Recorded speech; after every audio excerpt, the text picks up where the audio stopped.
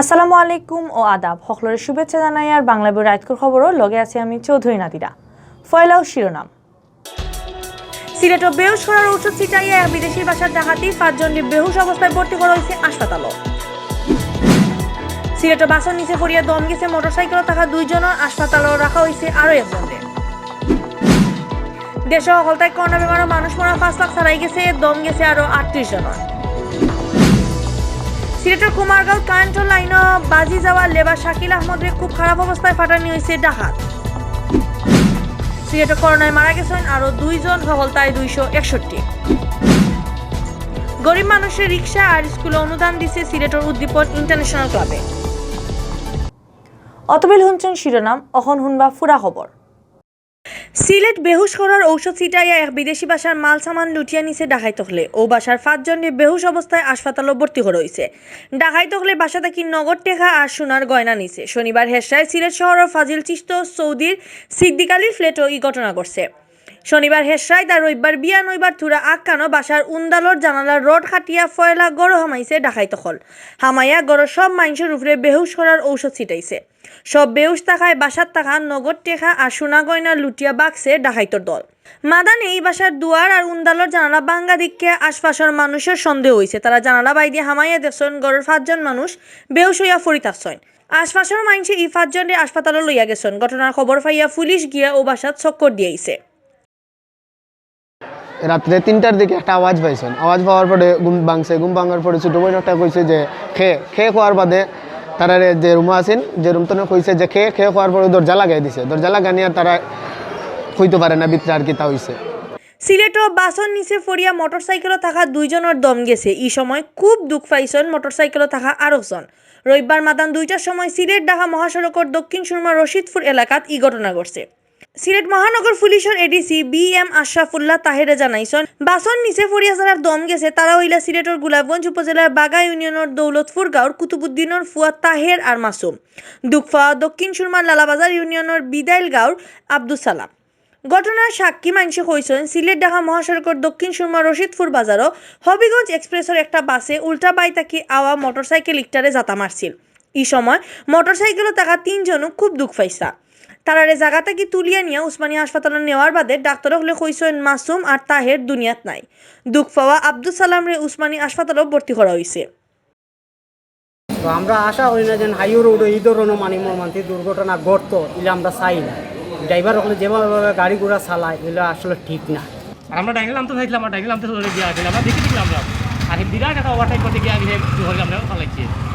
গাড়ি জায়গা চালাইলে আছে এখনো সম্পূর্ণ অন্যায় কাম হবে, কিন্তু সম্পূর্ণ তিল পরিমাণ উজ্জ্বল নাই আমরা দুষ্টায়।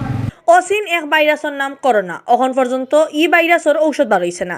গেছে বছর ডিসেম্বর মাসে চীন দেশও ফয়লা এই ভাইরাসের খবর মিলছিল। আমরা দেশও এই ভাইরাস আইয়া হামাইছে চলতি বছরের মার্চ মাসের 8 তারিখ।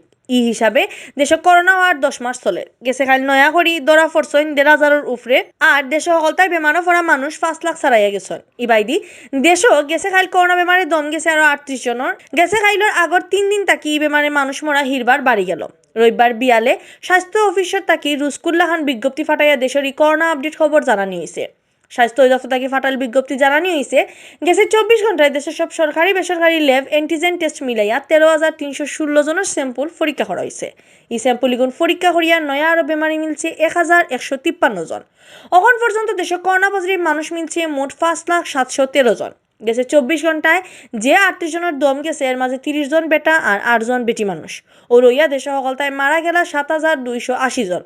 ইবাইদি 24 ঘন্টায় দেশ এক লগে আরো থুরা হম 2,000 রোগী করোনা বেমার থেকে ভালো হয়েছেন। ফয়লা তাকি গেছে কাল পর্যন্ত ই বেমারে দেশে ভালো হয়েছেন 4,37,527 জন।